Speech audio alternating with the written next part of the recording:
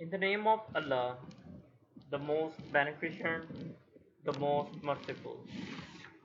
Assalamu alaikum, dear class. MA English, weekend, semester 4.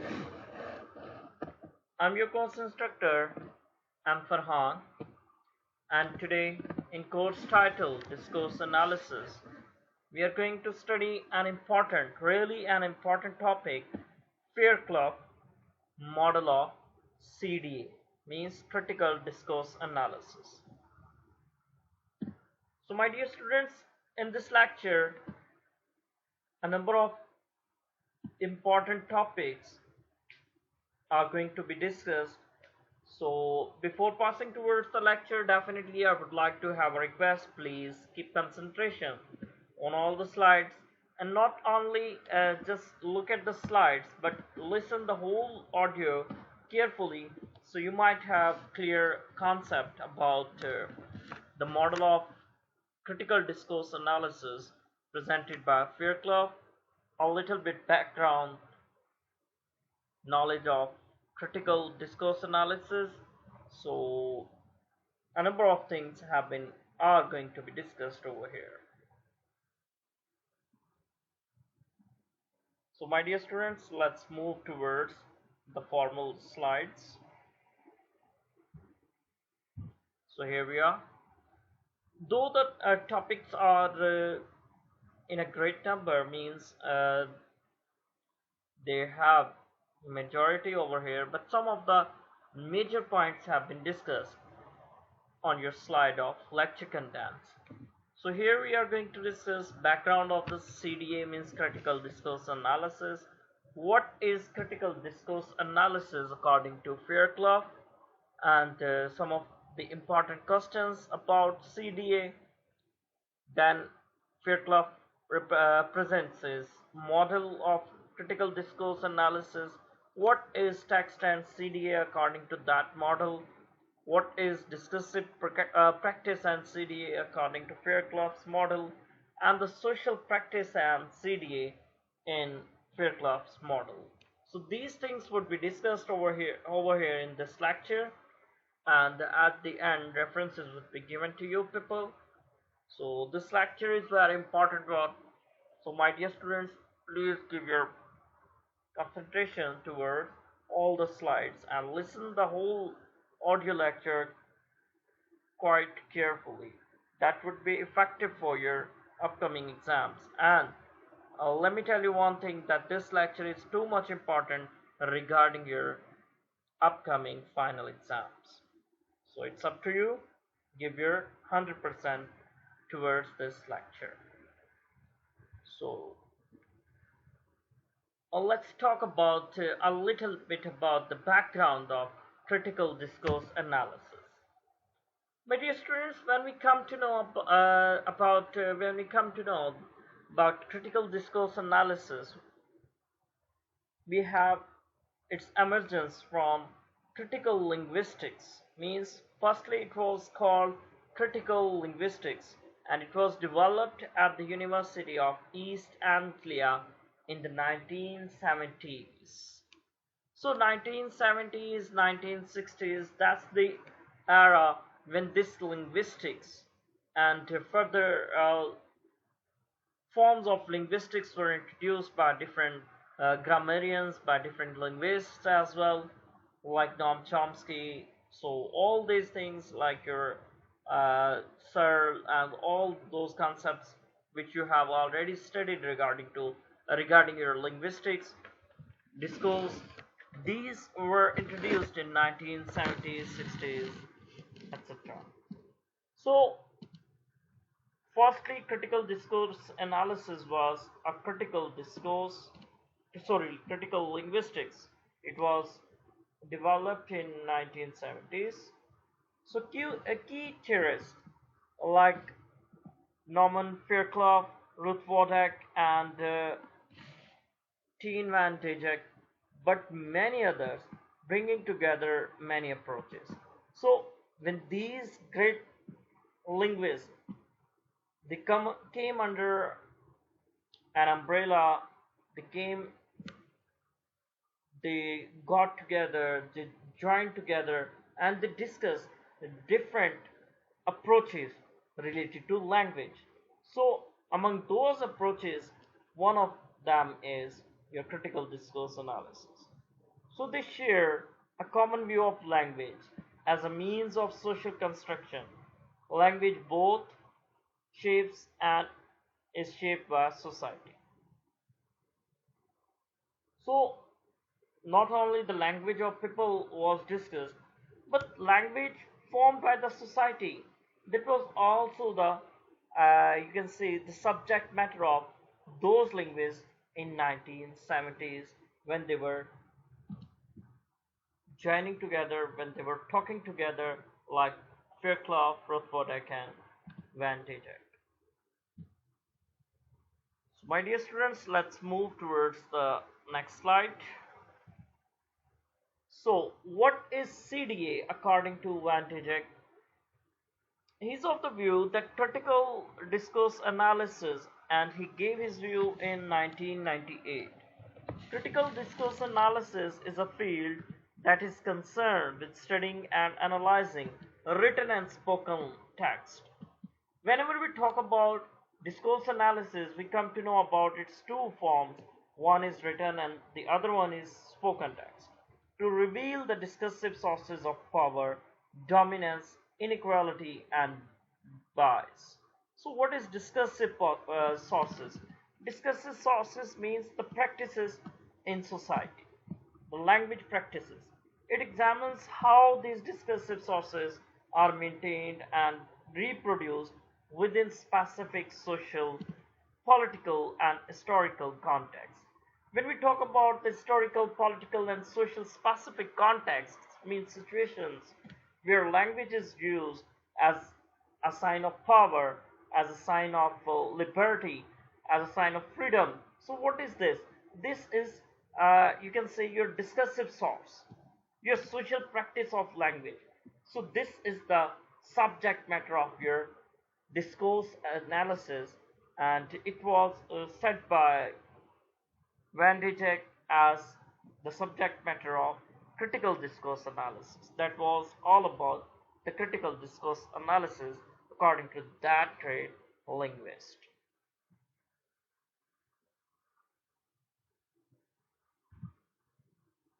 So that was the view of Van Dijak. So what is CDA according to Fairclough?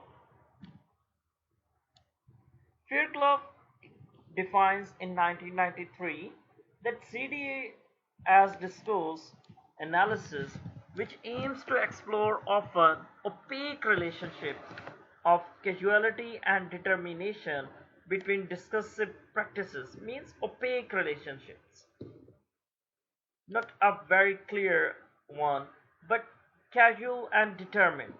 So between the discursive practices means between the social practices, the events, the text, and wider social and cultural structures, relations, norms, and processes to investigate how such practices, events, and texts arise out of and are ideologically shaped by relation of power and struggles over power.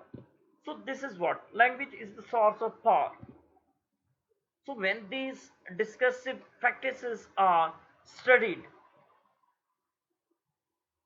while with the connectivity of language as a source of power, this is critical discourse analysis according to Fairclough, a great linguist and history of linguistics. So my dear students, I hope till here you have got the clear idea about critical discourse analysis, that what critical discourse analysis is. So let's move towards the next slide. So here we are. So what is Foucault? Means Foucauldian model of discourse analysis. So Michael Foucault is definitely a great name. He introduces the model based on the theories of based on his personal theories. And what is this? This is a form of discourse analysis focusing on power relationships in society as expressed through language and practices. When your language is reflected, when your language is when your power is reflected or expressed through your language, that is your discourse analysis, according to Michael Foucault.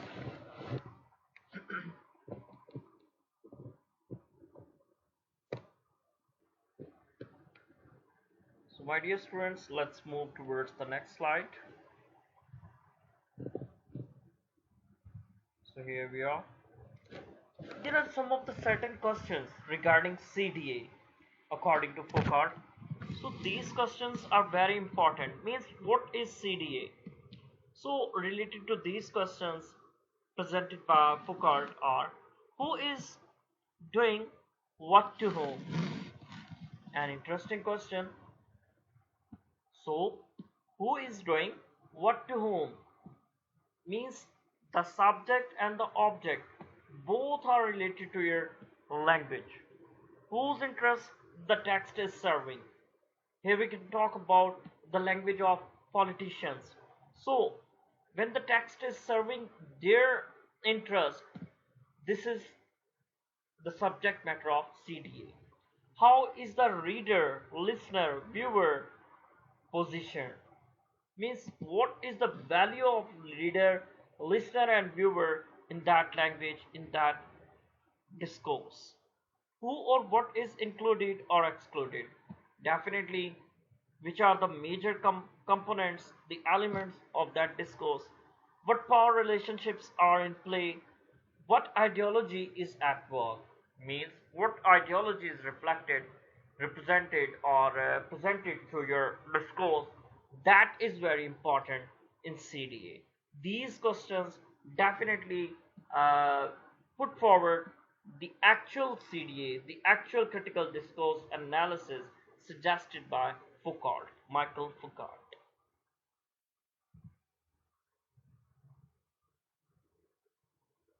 So, linguistics and CDA. When we talk about linguistics versus CDA, we come to know that linguists in general are concerned with the way in which language works, and their interest is in language for its own sake, not language in context. But when the analysts, they are of the view they are concerned with the study of language in use, which also entails the context of meaning making and understanding. So critical discourse analysts, they are interested in the way in which language and discourse are used to achieve social goals, and in part this use plays in social maintenance and change. So Fairclough's model, this model gives us some certain distinguishes, and these distinguishes are three in number. First, description, interpretation and explanation of discourse. So what is description? This is the stage which is concerned with formal properties of the text, means formal qualities of the text. Interpretation is concerned with the relationship between text and interaction, viewing the text as the product of a process of production and as a resource in the process of interpretation. Explanation is concerned with the relationship between interaction and social context, with social determination of the process of production and interpretation and their social effects. So Fairclough, he presents 3D model of discourse. First, we have a text, and we need to go for the discursive practices of that text, means social practices. So first of all, what is the production of that text? What is the production of that text? This is done by done by Fairclough in his model, distribution or the distribution of text to whom, uh, to which areas, to whom, to what type of people that text is delivered, distributed, and consumption means who are the consumers of that text. So this social practice is known as 3D model of discourse presented by Fairclough.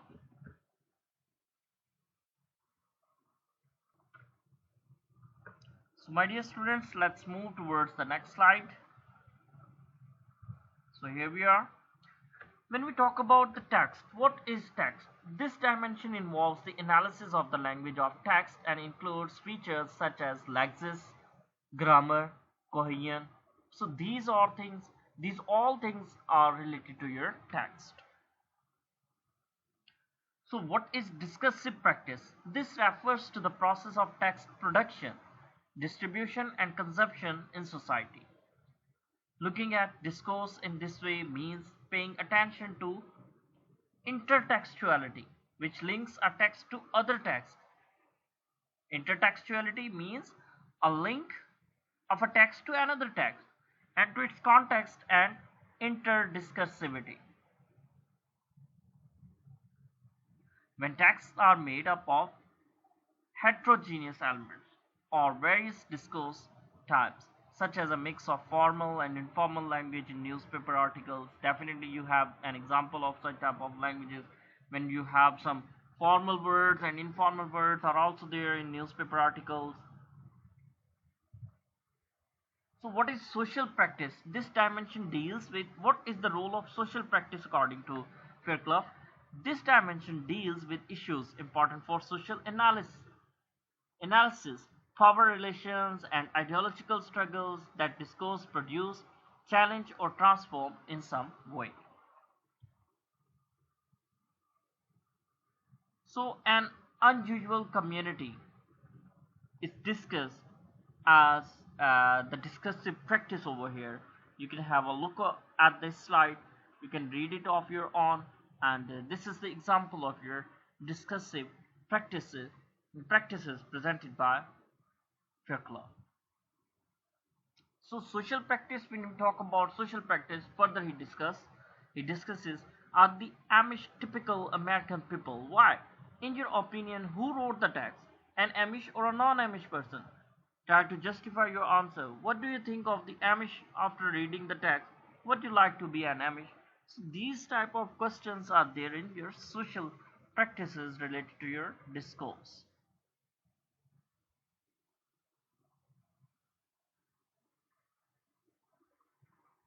So further he talks about the discourse practice. Where can you find a text like this? What kind of readers is it addressed to? Is it written for Amish or for non-Amish people? Like for American or for a British? For which type of people your text has been written? What is the point of the text? What do you know about New York or about the USA? Such type of discourse practices are there.